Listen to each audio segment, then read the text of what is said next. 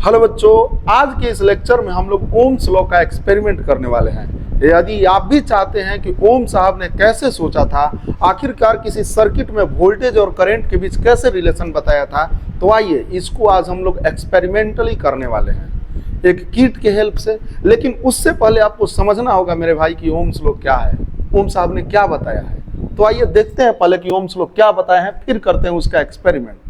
तो आइए, ओम साहब ने मेरे भाई बताया है कि अगर किसी वायर में करंट जाता है तो वो करंट उस वायर में दो पॉइंट के बीच वोल्टेज डेवलप करता है। ओम साहब ने इसमें यही कहा कि जितना ज्यादा करंट इसमें जाएगा उतना ही ज्यादा वोल्टेज डेवलप होगा, अगर करंट कम जाएगा तो वोल्टेज कम डेवलप होगा। यही कहा है कि मेरे भाई जो भी इसमें वोल्टेज डेवलप होगा, पोटेंशियल डिफरेंस डेवलप होगा, वो डायरेक्टली प्रोपोर्शनल होगा करंट के, भी डायरेक्टली प्रोपोर्शनल होगा आई के, विभवांतर समानुपाती होगा विद्युत धारा का।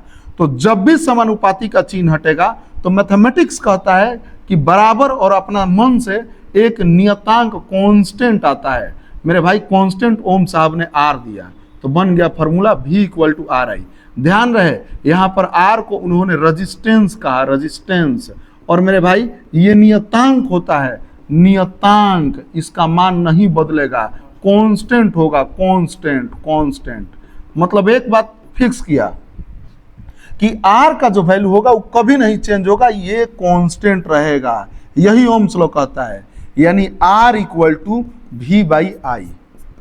आई को उधर से इधर ला देंगे, R = V/I। यही ओम साहब ने कहा है कि अगर आप किसी वायर में डेवलप वोल्टेज और उसके करंट को डिवाइड करेंगे तो हमेशा कांस्टेंट देगा, स्थिर देगा, रेजिस्टेंस एकदम स्थिर देगा। इसी चीज को हम लोग एक्सपेरिमेंट के मदद से देखते हैं कि किसी सर्किट में करंट को भेजेंगे, वो वोल्टेज डेवलप करेगा, हर एक पॉइंट पर वोल्टेज से, हर एक पॉइंट पर हम लोग वोल्टेज में करंट से डिवाइड करेंगे और चेक करेंगे कि स्थिर आ रहा है कि नहीं। अगर स्थिर आ रहा है तो इसका मतलब ओम साहब ने सही बात कहा है। तो आइए हम एक्सपेरिमेंट के मदद से इस चीज को देखते हैं। सबसे पहले ओम्स लॉ के एक्सपेरिमेंट में आपको सर्किट को समझना चाहिए कि क्या क्या चाहिए एक सर्किट में। सबसे पहले मेरे भाई आपको सर्किट में जो चाहिए वो चाहिए एक वोल्ट मीटर, जो वोल्टेज को नापेगा, मेजर करेगा कितना पोटेंशियल डिफरेंस है। और उसके साथ में मेरे भाई आपको चाहिए उस वोल्ट मीटर के जस्ट पैरेलल में रेजिस्टेंस, एक लोड रेजिस्टेंस, वो रेजिस्टेंस जिसको चेक करेंगे कि वो ओम्स लॉ फॉलो कर रहा है कि नहीं कर रहा है। तो देखिए ये मेरे भाई आपका वोल्ट मीटर हो गया और ये आपका हो गया रेजिस्टेंस जो इसके जस्ट पैरेलल में कनेक्टेड है। ठीक है, अब देखिए वोल्ट मीटर के साथ एक एमीटर जुड़ा हुआ रहेगा। वोल्ट मीटर के साथ देखिए ये एमीटर है, ये एमीटर का काम है करंट को मेजर करना। इसमें करंट मिली एम्पियर में मेजर करेगा, देखिए एमए लिखा हुआ है, मिली एम्पियर में मेजर करेगा।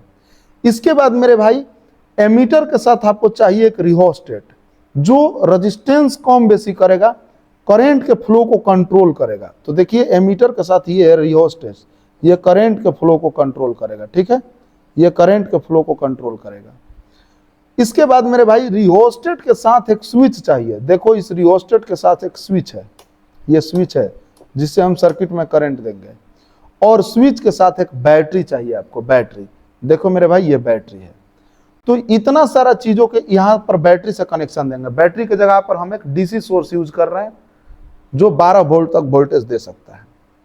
तो आइए देखते हैं चीजों को, आप ध्यान से इस पे देखिए, इन सब चीजों पर ध्यान से देखिएगा। सबसे पहले हम क्या करते हैं, ओम्स लॉ में यही चेक किया जाता है कि जब भी हम करंट का वैल्यू चेंज करेंगे तो आप पाएंगे कि वोल्टेज का वैल्यू अपने आप चेंज हो जा रहा है।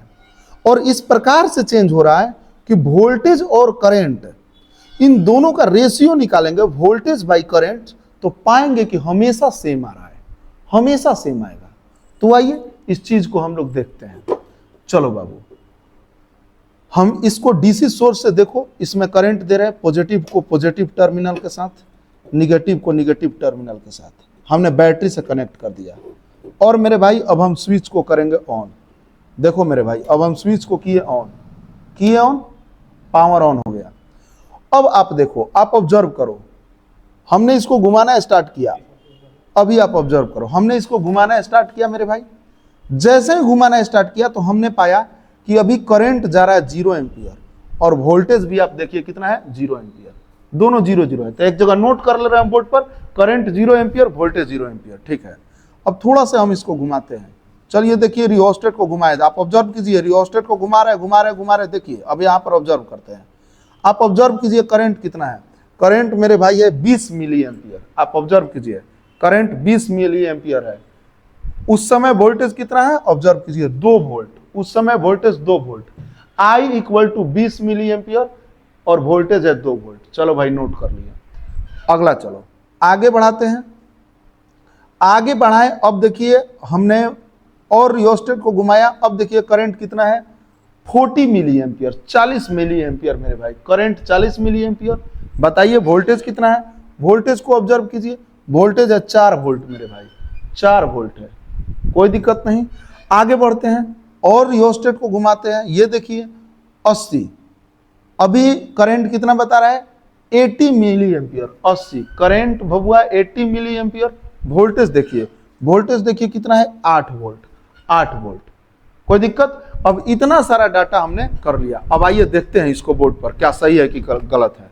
तो बाबू हम लोग चेक करते हैं रेजिस्टेंस की कितना है। सबसे पहला केस देखिए, पहला समय वोल्टेज कितना था 2, करंट था 20 मेरे भाई, वोल्टेज था 2, करंट था 20, कट गया 1/10 यानी 0.1